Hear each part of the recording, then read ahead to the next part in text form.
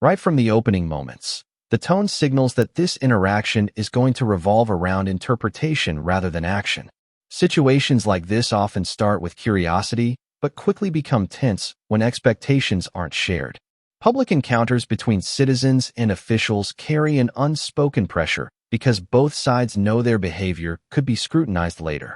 That awareness alone can shape posture, tone, and decisions. In many real-world exchanges, outcomes aren't determined solely by written rules, but by how confidently and accurately each side understands them in real time. Don't film inside the vehicle. Grandma's filming. Don't do it. Why not, darling? Because there's personal property in there, and there's sensitive items in there. But Grandma's in public. But don't film inside of the vehicle, okay? But Grandma's in public. You can't film other people inside of other people's cars, okay? Oh, I can't film inside other people's. It's personal property. My eyes can see it, a camera can see it. If there was any private sensitive things, I see you got your spit bottle, you know. So what, darling? So I told you you're fine to look at the vehicles, but don't be filming inside the vehicles, okay? It's the same thing as looking at them. It's in public. I'm telling you not to do it, though, okay? Is that an order? Yes. So you'll arrest me if I do? Are you mean to elderly folks? One, sir, you're not elderly, okay? That's discrimination. Well, then fine. I'm a grandma. Call it what you want.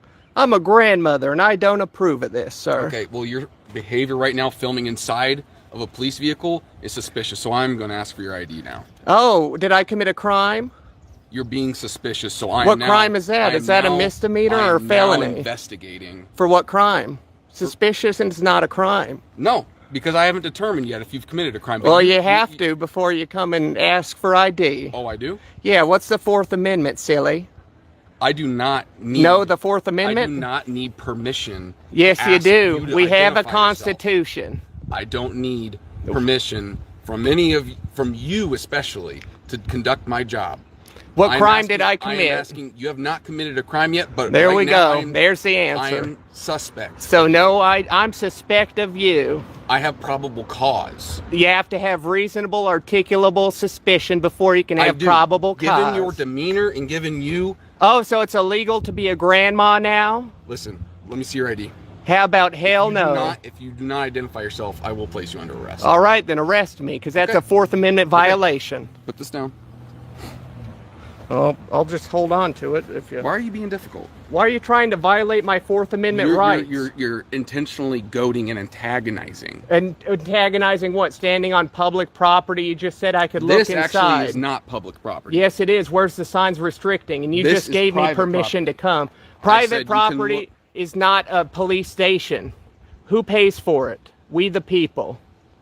You had an oath swore to uphold the Constitution, yet you're trying to violate a grandma's rights. No, I'm not. For filming, because she doesn't want to give you ID because you said she committed no crime. You have to have reasonable, articulable suspicion that a crime was committed, is about to be committed, or already has been committed. What crime did I commit? And you said none. Yeah, where does that from then? What do you think? What Iowa code? What do you think? What Iowa code? That's your job. What Iowa code? What's the Fourth Amendment? What Iowa code? What's the Fourth Amendment? Sit here and you argue swore with an oath to the Constitution. That's your =1 job. I am not. And you're over here trying to violate my rights. No, standing in public videotaping. No, I'm not. There's zero. What's private information besides your spit cup? You're intentionally videotaping, being nice, being cordial. Your little viewers here are probably getting a real kick out of this, aren't they? I don't know. You ask them. You could look in the camera and say hello. Hi. You know how many people are watching you right now trying to violate a grandma's rights? What right have I violated? My Fourth Amendment. What do you think the Fourth Amendment is? Have I violated to be secure in my persons and papers? I'm not going to sit here and argue with you. Okay? Well, then violate my rights. That's up to you, but you're getting a lawsuit if you try. Listen. No crime was committed, and you need that to get ID. That's end of story. If you don't like grandma filming, yes, you do. No, I do not. You need reasonable, articulable suspicion of a crime. So what crime is that? You said there is none. You know what an investigation is? Yes, that's what you conduct if you determine if there was a crime. And you determine there was no crime, so you just failed. Grandma's smarter than you. Okay, Grandma. It's true, and you know it. You could go ahead and violate Grandma's rights all you want. It's going to be bad on you. If you need your supervisor, need to call the sheriff because you don't know the job that you've signed up for, upholding the Constitution. You don't know the Fourth Amendment. Why aren't you cop? I never said I didn't. How do you know I wasn't a cop before? Were you? I don't know. Was I? That's what I'm asking you. I don't have to answer. You don't. You're a public servant. You don't. You're supposed to serve the public. And I'm the public, am I not? Until I commit a crime. And you just said there's no crime committed. But yet you want to violate my rights.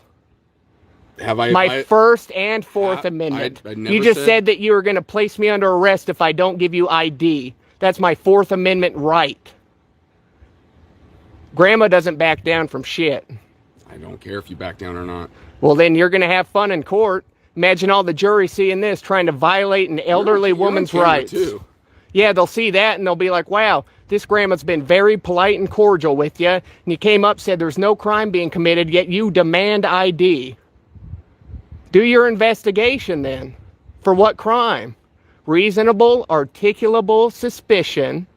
That's what you need. Grandma's a war veteran. You understand that? Grandma actually fought for these rights. The ones that you're trying to strip from Grandma for doing nothing wrong. War veteran. Okay. Yes. What war? World War II. WW2. Right. Grandma killed 20 of them Nazis and you're acting like one. Okay. Trying to take our freedoms away.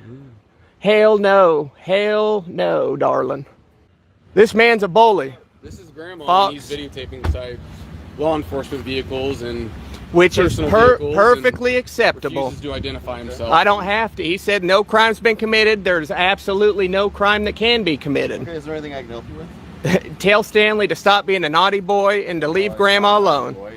No, Stanley tried arresting Grandma. Behavior is what I told him. You want me to hold my horses? No, I said just hold on. I gotta talk. You gotta let me speak. Is that okay? If you listen to Grandma afterwards, Grandma will let you. All right, you can I talk. just got on duty. I have no idea what's going on. I just came in here. Yeah, no, that's all right, Fox. It is very unfamiliar to have somebody videotape the inside of cars. It's kind of weird. That's why. Well, they're police vehicles bought by the public, are they not? They are, but it is weird for people to videotape the building, wouldn't you? I don't think so at all, darling. I think people should videotape buildings they buy. Yeah, but this isn't your house. This is public. This isn't private property. There's a huge difference in between that. You don't see me going up to some private people's property. This is we the people's property. Okay. So Grandma's just out here. Tell Stanley to stop trying to violate my Fourth Amendment. Bad Stanley, you're naughty. Well, Fourth Amendment's a... to be secure in my persons and papers, and he tried violating my rights. I asked for his identification. Yes, I'm pressed. Well, it's not wrong to ask for something. No, he demanded it, or I'm going to be arrested, was his exact words. And Grandma doesn't back down. I'm a grandma, boob inspector, and my name's Grandma. Okay. Grandma's been around the block a time or two, Stanley. Just because you don't like what I'm doing doesn't mean it's wrong, so, Stanley. Is there anything that you came here to do? Or yeah, just to film in public. You know where I just came from? Courthouse? No, Marshalltown, and you know how great interactions I had there? Fantastic. Good. They loved me. You know what they said? It's good to enforce your rights. And exactly, because this nerd tried stripping them from me. What I'm trying to say is, let's not name call. Let's not do that. We're civil human beings. Are you going to name call me anymore, Stanley? I never name called you. You called me ridiculous looking. No, I said... Yeah, exactly. I look ridiculous, like you son of a gun. I didn't say you are. Yeah, you said I look ridiculous, and I said you look like a nerd. You said you are a stupid nerd. Well, you are a stupid nerd. There you go. Yeah, stupid nerd, Stanley. So I just want to ask again, is there anything that we can help you with at all? Tell Stanley to leave Grandma alone, and I'm out of here. Okay, tell me to leave. Yeah, tell him. I sure freaking do. Yeah, walk of shame, Stanley. Get out of here, Stanley. Right, so I just wanna... You're a son of a gun, Stanley. You can't violate my rights. I'm Grandma. I do what I need to do. By the closing moments, the interaction illustrates a broader lesson about public encounters. Resolution usually comes from clarity, not dominance. Situations like this demonstrate how communication style, patience, and knowledge can influence outcomes as much as policy itself. Disagreements may start the exchange, but understanding is what ends it.